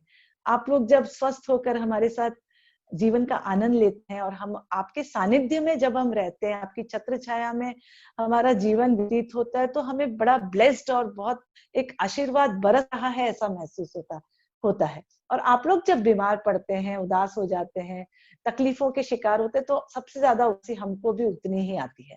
तो हमारी इस भावनाओं का कद्र करते हुए आप लोग भी थोड़ा सहकार्य करें घर की जो अगली पीढ़ी है उसका, कि थोड़ा सा अपने खाने पीने के में बदलाव, क्योंकि जैसे आप 20 साल 30 साल 40 साल में काम करते थे, जो आपका चयापचय मेटाबॉलिज्म था वो आज नहीं है। बदलाव आपके फिजिकल स्टेट में भी आया है, आपकी फिजियोलॉजी में, अंदर की बनावट में, काम करने की पद्धति में आ गया है। फिर आहार में भी बदलाव लाना पड़ेगा। इसलिए बहुत प्यार से, बहुत नम्रता पूर्वक आप लोगों से निवेदन है कि थोड़ा सा अपने टेस्ट को कंट्रोल के स्वास्थ्य की तरफ आपका आहार बढ़ाइए। ज्यादा से ज्यादा फल हो, ज्यादा से ज्यादा जूसेस हो, और बहुत हल्का फुल्का, थोड़ा कम नमक का, बहुत कम नेग्लिजिबल गुड़ का ज्यादा उपयोग करते हुए ऐसे आहार आप लेंगे, एकदम स्वस्थ और आनंदित रहेगा। बहुत बुजुर्ग हमारे महिलाएं बहनें उपवास अपनाती है। उपवास एक बहुत सुंदर पद्धति है, हमारे शास्त्रों में लिखी हुई या वेदों में इसका बखान अनेक जगहों पर आता। उपवास, ब्रह्म के पास वास करना, और ब्रह्म के पास हम जब भी वास कर सकते हैं तब पूरा शरीर और मन स्वच्छ हो तब। अब शरीर स्वच्छता की ही के ही कारण इस उपवास को हमारे जीवन शैली में इंट्रोड्यूस किया था, उसका शुरुआत की गई थी। लेकिन इस उपवास को हम सब ने क्या रूप दिया है? राजगिरी का सीरा, साबूदाने की खिचड़ी, और क्या पता नहीं, बहुत सारे अच्छे अच्छे पदार्थ ऐसे high protein, high fat, high sugar के पदार्थ खाकर हम उपवास करते हैं। या फिर कुछ बहनें हमारी बहुत स्ट्रिक्ट उपवास करती हैं, तैयार नहीं है वो, कहिए 400 रुपए को गोल गोल, भले ही वो एसिडिटी की शिकार होती है लेकिन उपवास नहीं छोड़ती। तो मेरा ऐसी सभी बहनों से, उन सभी भाइयों से, बहनों से निवेदन है कि उपवास को निसर्ग का एक बहुत सुंदर सॉल्यूशन है, निसर्ग की बहुत सुंदर व्यवस्था है, उस रूप में आप उपवास करें। फलाहार पर रहें, अच्छे फल खाएं, रस लें, और शरीर और मन दोनों का उपवास करें, न कि अलग तरह के इस तरह के भोजन जो कि बहुत हेवी टू डाइजेस्ट है, ऐसे भोजन को लेकर उपवास करें। तो आपका ज्यादा स्वास्थ्य संवर्धन होगा और परिवार को भी आप एक बहुत अच्छा एग्जाम्पल दे पाएंगे उपवास का। नहीं तो जैसे आप लोग उपवास करेंगे वैसे ही अगली पीढ़ी उपवास करना सीखेगी। तो ये भी हमें जरा रोकना है। और तीसरा, ऐसा मैंने देखा है कि बहुत सारे बुजुर्ग लोग सेवानिवृत्त होते हैं, रिटायरमेंट की तरफ आते हैं, और बहुत कर लिया हमने अब जीवन में, घणो कर लियो अब महाकसू नहीं हुए। यस, आपने बहुत जिम्मेदारियां संभाली है और आपने जो मेहनत करी है और जो आज हमें ये जो प्लेटफॉर्म दिया है, उसी प्लेटफॉर्म पे खड़े होकर हम मुस्कुरा रहे हैं। इसलिए आपकी उस मेहनत, आपके उस जो मशक्कत है, उसका हम बहुत आदर करते हैं। लेकिन शरीर की एक बहुत एक टिपिकल फिजियोलॉजी की तरफ आपका ध्यान ले जाना चाहती हूँ। हमारे शरीर के सारे जो मसल्स हैं, उनके साथ में एक रूल चलता है। उस रूल का नाम है डिसयूज एट्रोफी। डिसयूज एट्रोफी मतलब क्या? कि जो चीज काम नहीं आती है उसको शरीर निष्क्रिय बनाता है, उसको शरीर श्रिंक कर देता है, उसको शरीर कमजोर कर देता है। तो ऐसा देखा गया है कि जो बुजुर्ग पूरी तरह सेवानिवृत्त होकर बिल्कुल ही शारीरिक हलचल नहीं करते हैं, उनके बहुत सारे मसल्स श्रिंक होने लगते हैं, कमजोर होते हैं, और बहुत सारे उनके जरूरी कामकाजों में भी वो मसल्स काम नहीं करते। फॉर एग्जाम्पल, बहुत सीनियर लेडीज को मैंने देखा है कि वो अपने खुद के बाल पीछे ले जा नहीं सकते, हाथ ऊपर नहीं उठा सकते, मसल्स, यहाँ के जो फ्रोजन शोल्डर्स की तकलीफ है, डिसयूज एट्रोफी, क्योंकि इन मसल्स को हमने उपयोग में लाना बहुत कम कर दिया है, इसलिए वो वीक हो गई हैं। पांव दुखने लगते हैं, घुटनों में दर्द होता है, बिकॉज जो अपान वायु है वो फंसने लगती है। तो या तो आप रोज अपने व्यायाम में पवन मुक्तासन, सूक्ष्म व्यायाम जरूर करें, या फिर छोटे छोटे काम में जहां पर ज्यादा श्रम नहीं है लेकिन वो काम आपको बिजी भी रखेंगे, मानसिक तौर पे भी आपको प्रसन्न रखेंगे और शारीरिक तौर पर भी आप फ्लेक्सिबल बने रहेंगे। तो ये भी आप लोग कोशिश हमेशा करिए। ये बात हो गई एक बुजुर्गों के लिए, जो सीनियर्स हैं हमारे घर में, उनके लिए। लेकिन जो मिडिल एजेड हमारे जो 40-50 साल की उम्र की जो महिलाएं हैं, मेरी बहनें हैं, उनसे मैं आज इस मंच के द्वारा निवेदन करना चाहूंगी कि हमारे सामने आज चैलेंज शारीरिक स्वस्थता का तो बहुत है ही, लेकिन मानसिक स्वस्थता का भी बहुत आ गया है, भावनिक स्वस्थता का भी बहुत आ गया है। क्योंकि हम ऐसी एज में पहुंच जाती हैं महिलाएं जहां पर बच्चे बड़े हो गए हैं, बच्चों को जो पहले जरूरत थी वो अब इतनी नहीं है, भावनात्मक रूप का हमारा जो जुड़ाव है वो एक माँ के रूप में, दादी के रूप में, चाची मामी के रूप में कम नहीं हो पाता है। तो वो कहीं ना कहीं मोह को, जैसे पवन जी ने कहा ना कि इन षड विकारों में मात्रा सही हो तो सब सही है, तो मोह भी एक हद तक ठीक है, लेकिन ज्यादा मोह भी हमें तकलीफ देता है। और इस मोह का निवारण कहाँ है? अगर हम अच्छी अच्छी कोई हॉबीज डेवलप कर लें, पेंटिंग की है, लेखन की है, या अच्छे लेख लिखने की है, वाचन की है, गाना गाने की है, नृत्य की है, अनेक अनेक ऐसे शौक हम अपने डेवलप करें ताकि हम मानसिक रूप से स्वस्थ रहें। तो ये मानसिक स्वस्थता इस एज ग्रुप के लिए बहुत जरूरी है। और यंगस्टर्स के लिए, टीनेजर्स के लिए कहना चाहूंगी कि आप लोग जितना फास्ट फूड से दूर रहेंगे और समाज से जुड़े रहेंगे, आपकी बुजुर्ग पीढ़ी तक जुड़े रहेंगे, उनके आशीर्वचनों के साथ में आप संलग्न रहेंगे, तो आपको जीने का भी मजा आएगा। और आपके शरीर में जो मोटापा कुछ दिनों के बाद घर कर जाता है, जो ADHD की बहुत हाईली एक्टिव पेशेंट्स की कमी हो रही है, मतलब आज कहते हैं ना कि ऑक्सीजन कम लिया तो चलेगा, लेकिन इंटरनेट की स्पीड कम नहीं होनी चाहिए। ये जो समय चल रहा है ये बड़ा खतरनाक है सबके लिए, हम सबके लिए, और बच्चों के लिए, टीनेजर्स के लिए बहुत ज्यादा, क्योंकि पेशेंस ही डेवलप नहीं होता है ना। जब एक सेकंड का भी पेशेंस आप लोग नहीं रख पाते हैं, जब आप इंटरनेट स्पीड की बात करते हैं, तो किसी के विचार सुनने का पेशेंस कैसे डेवलप होगा? किसी की गलतियां बर्दाश्त करने का पेशेंस कैसे डेवलप होगा? किसी के दुख संभाल कर उसको आनंद देने का पेशेंस आप में कैसे डेवलप होगा? तो ये छोटी छोटी चीजें हैं। शुरुआत टीनेजर इस लाइफ से ही होती है, और धीरे धीरे आपको भी ऐसे स्वस्थ मार्ग की तरफ बढ़ना है। तो ये कुछ पॉइंट्स स्वास्थ्य को लेकर मैंने आपके साथ शेयर किए। जब ईश्वर ने हमको यह शरीर दिया, तो ईश्वर ने एक 4 शर्तें हमारे सामने रखी थी। बहुत चारों शर्तें बड़ी अच्छी हैं, आपके सामने प्रस्तुत कर रही हूँ, और इसके ऊपर जरा विचार कीजिए। और हम लोग सब गाना भजन करते हैं ना कि मनुष्य जन्म अनमोल रे माती में, और पवन जी ने भी अपना वक्तव्य इसी पर एंड किया कि the life is only one two live with, एक अमूल्य जीवन हमें मिला है। तो जो लोग मुझे बहुत बार ऐसे कहते हैं, अंजना अब तुम आ गई हो ना, हमारा खाना पीना बंद हो जाएगा, तुम्हारी सब्जियां, फूल, पत्ते, ये घास फूस ही खाना पड़ेगा। तो मैं उनको कहती हूँ कि जब भी आप लोग अपने स्वास्थ्य के लिए अपने जीभ पर या अपने चॉइस पर कंट्रोल नहीं करते हो, तो कहीं ना कहीं आपके अंदर एक ऐसा मन है जहां पर वो मन आपको कह रहा है कि ये मनुष्य जन्म अनमोल है, लेकिन मेरी जीभ का स्वाद उससे भी ज्यादा अनमोल है। कहीं ना कहीं आपका मन कह रहा है कि ये मनुष्य जन्म अनमोल है, लेकिन मेरी चॉइसेस, मेरा जो इतने महीनों का जो कंडीशनिंग है माइंड की, वो मैं मोल्ड नहीं करना चाहती। तो जब आप इस तरह का मोल्ड नहीं करेंगे, तो ये अनमोल मनुष्य जन्म को आपने कहाँ रेस्पेक्ट दिया, कहाँ आदर दिया? तो इसको अगर आदर देना है, अपने आप से प्यार करना है, समाज से प्यार करना है, तो पहली तो शर्त, पहला सुख ही निरोगी काया है। तो इस सुख को भोगने के लिए, निरोगी काया को भोगने के लिए शुरुआत आहार से, युक्त आहार से ही होती है। तो मेरा सबसे निवेदन है कि जीवन को रसमय, आनंदमय बनाना है, लेकिन एक सात्विक संतुलित आहार के माध्यम से। तो नीरस भी ना हो, लेकिन संतुलित रहे, इस दिशा में आप लोग जरूर, क्योंकि मैंने देखा है मेरी बहनें ना जब ये वर्कशॉप्स अटेंड करती हैं और अच्छा कहीं भी सुनकर आती हैं, तो खुद भी अपने आहार में बदलाव करती हैं और परिवार के लिए भी बदलाव करने की कोशिश करती है।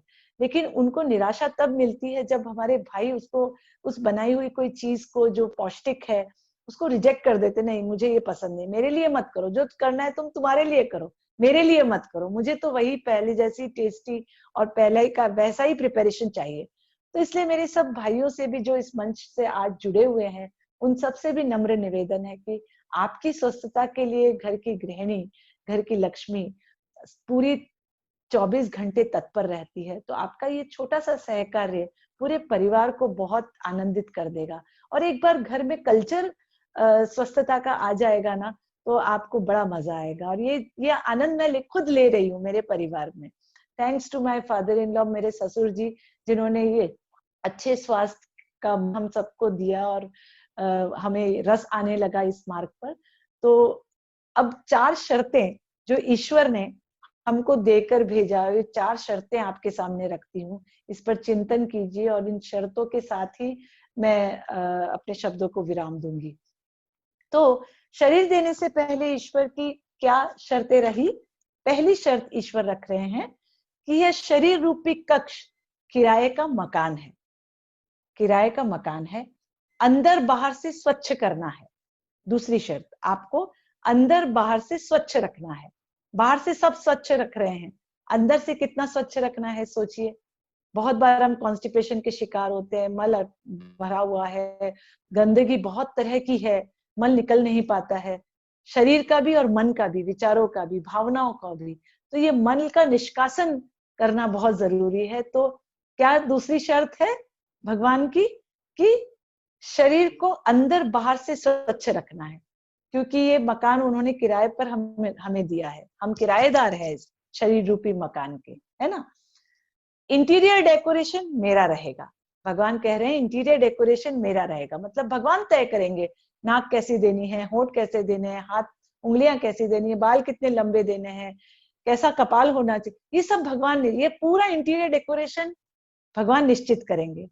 और चौथी शर्त, खाली करना पड़ेगा। अब हम सब तो किराएदार हैं, जब भी वो कह देंगे मकान खाली करना है, तो जब भी वो कह देंगे मकान खाली करना है, ये बात अगर हम डीपली समझें तो हमें हर दिन इस मकान को अप टू डेट रखना पड़ेगा। ऐसा रखना पड़ेगा कि कभी भी सुपुर्द करें तो उनकी शर्तों पर हम पूरी तरह खरे उतरे हैं, उस दिशा में यह मकान में हमें रहना होगा।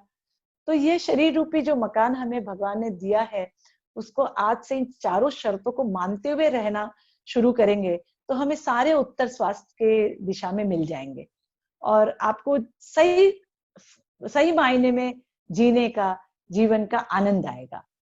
तो इसी वक्तव्य के साथ मैं यहाँ पर रुकती हूँ। और भी कोई प्रश्न है कल्पना आंटी जी आपके या श्रोताओं के, तो मुझे बड़ी खुशी होगी। देखते हैं श्रोताओं के तो बहुत अच्छे रिमार्क्स है कि बहुत सुंदर वक्तव्य हो रहा है आपका, बहुत बढ़िया मार्गदर्शन दे रही हो आप, सब बहुत खुश दिखाई दे रहे हैं, सबके मैसेज बहुत बढ़िया बढ़िया आ रहे हैं। Thank you, thank you. तो अब मैं सब लोगों को तो बहुत मंत्र मुग्ध होके सब सुन रहे थे इस जीवन का, और इतना सुंदर उदाहरण आपने जो दिया है कि इस मकान को कभी खाली करना पड़ेगा। हाँ कल्पना जी, अगर आपकी आज्ञा हो तो मैं 1-2-3 मिनट का ध्यान ले सकती हूँ। आपका जब आपका वक्तव्य खत्म हो जाए तब हम 1-2-4 मिनट का ध्यान करेंगे।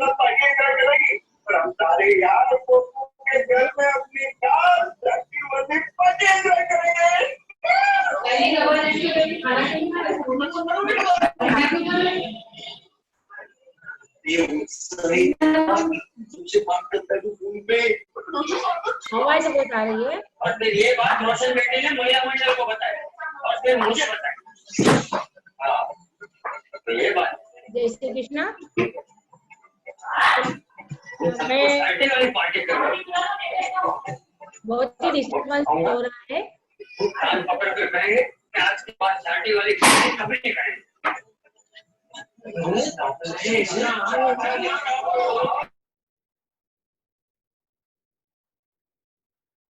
ओके।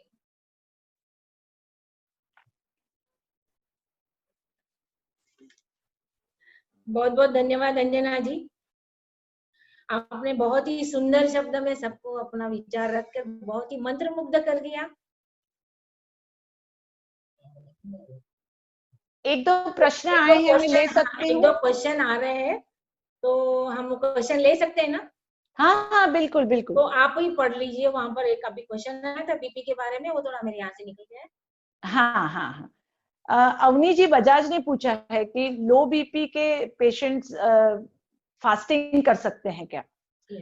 बिल्कुल फास्टिंग कर सकते हैं, लेकिन हमें ये देखना होगा कारण अवनी जी कि उनको बीपी लो किस कारण से हो रहा है। पहले कारण, क्योंकि जैसे मैंने कहा ना कि कारण समझ में आए तो निवारण सही होता है। तो हम निसर्गोपचार योग में पहले कारण तक पहुंचते हैं, because it is a way of treating you holistically. एकात्म पद्धति से हम लोग आपको ठीक करते हैं। तो पहले हम कारण की तरफ जाएंगे और फिर निवारण की तरफ जाएंगे।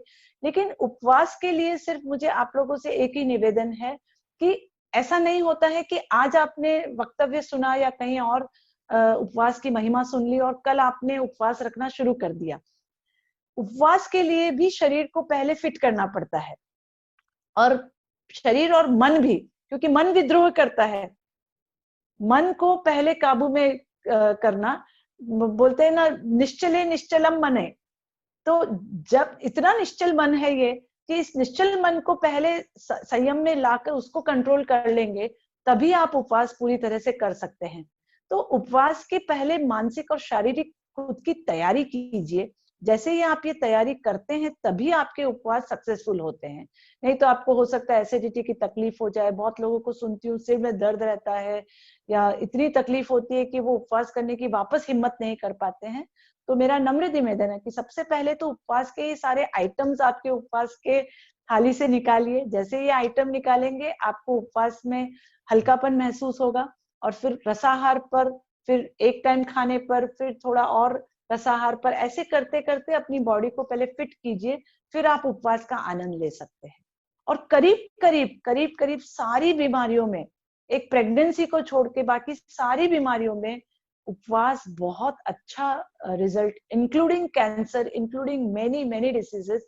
उपवास ये बहुत बड़ा एक हथियार है आपके पास में निसर्ग ने दिया हुआ, आप उसका जरूर उपयोग कर सकते हैं।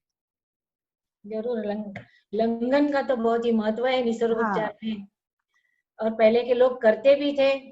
अब उसका थोड़ा सा एक प्रचार प्रसार बदल गया है कि और ज्यादा आइटम खा के हमारा लंघन होता है। हाँ, और कल्पना जी खुद एक निसर्गोपचार तज्ञ, आप लोगों को शायद पता नहीं है, बड़ी विनम्रता से वो कभी कहते नहीं है अपने गुण, लेकिन मैंने खुद ने उनसे बहुत सीखा है और एक्यूप्रेशर पर उनके काफी व्याख्यान अटेंड किए हैं। तो बड़ी सुंदर पद्धति है, आप इसके बारे में और जानिए। मेरा एक यूट्यूब चैनल है, उस पर भी मैंने फास्टिंग के बारे में, उपवास के बारे में काफी अच्छे से एक्सप्लेन किया है। आपने पूछा है किसी ने कि एसिडिटी का इलाज क्या होता है। सबसे पहले तो एसिडिटी ये क्यों हो रही है, क्योंकि हमारा खाना क्षारीय नहीं है, इसलिए एसिडिटी हो रही है। और एसिडिटी शारीरिक और मानसिक दोनों कारणों से होती है। तो मैं आज बहुत विस्तृत चर्चा नहीं कर पाऊंगी, लेकिन जैसे ही आपके भोजन में इस निसर्ग के सारे जो नजदीक जो घटक हैं, मतलब हम लोग कहते हैं कि eat which is more nearer to nature. Eat which is more nearer to nature मतलब जो नेचुरल फॉर्म में है। जैसे एक समझ लीजिए आम है, आम का नेचुरल फॉर्म है उसको कच्चा छील के काट के खा लेना, या केला है उसका नेचुरल फॉर्म है। लेकिन बहुत लोग कच्चे केले को स्लाइसेस करेंगे, उसको बेसन में डुबो के उसके पकौड़े खा लेंगे। तो हम क्या कर रहे हैं, उस केले को का नेचुरल फॉर्म धीरे धीरे डेवलप और ज्यादा कॉम्प्लिकेट करके पचन के लिए और कठिन कर रहे हैं। आलू आप अगर उबला हुआ काट करके थोड़ा चाट मसाला करके खा लेंगे तो वो सुपाच्य है छिलके के साथ में, क्योंकि पोटेशियम से परिपूर्ण है उसका छिलका। लेकिन उसी आलू को आप छिलका निकाल के, उबला हुआ आलू है उसमें मसाले डाल के उसका बटाटा वड़ा जब बना लेते हैं तो उसका प्रोसेस हो जाता है और वो फिर सुपाच्य नहीं रहता है। तो eat which is very near to nature, यह मंत्र आप हमेशा ध्यान रखिए। एसिडिटी आराम से आपकी हैंडल हो सकती है। बहुत बहुत धन्यवाद अंजना जी। धन्यवाद। पूर्ण सभी विश्वास है श्रोताओं कि मुझे पूर्ण विश्वास है कि सबको इसका आपके मार्गदर्शन का बहुत ही लाभ होगा। ये सब्जेक्ट तो कोई आधे घंटे में कवर करने जैसा है नहीं, इसे तो सीखते रहो, पढ़ते रहो, ऐसा है। तो भी आपका बहुत बहुत धन्यवाद। आपने थोड़े समय में भी काफी जानकारी लोगों तक दी और इतनी उपयुक्त जानकारी दी है कि मुझे लगता है कि इसमें भी काफी लोगों को इससे जरूर लाभ होगा। अब मैं धन्यवाद देती हूँ सभी को। आप सभी की गरिमामय उपस्थिति से हमारा मान बढ़ाया। आपकी सभी की गरिमामय उपस्थिति ने हमारा मान बढ़ाया। निशब्द हूँ, निशब्द हूँ, मैं क्या कहूँ। आप सभी का हृदय से आभार। लेकिन कल भी रहेगा हमें आपका इंतजार, लेकिन कल भी रहेगा हमें आपका इंतजार। कल के वक्ता है सो कोमल जी करवा एवं सो नीताजी मुंदड़ा, कुछ अलग विषयों के साथ। इनके प्रेरणादायी सुश्राव्य विचार सुनने के लिए हम फिर मिलेंगे कल इसी समय इसी वेबिनार के माध्यम से। धन्यवाद। जय महेश, शुभ रात्रि। आज कुछ टेक्निकल की वजह से, टेक्निकल डिफॉल्ट की वजह से हम 100 से ज्यादा लोग जुड़ नहीं पाए। काफी लोगों के मैसेज आए, तो कल उसका कुछ प्रॉब्लम है, वो सॉल्व करके ज्यादा से ज्यादा लोग इसे जुड़े और इसका लाभ लेवे, ये सबको नम्र विनंती है। जय श्री कृष्ण, जय महेश।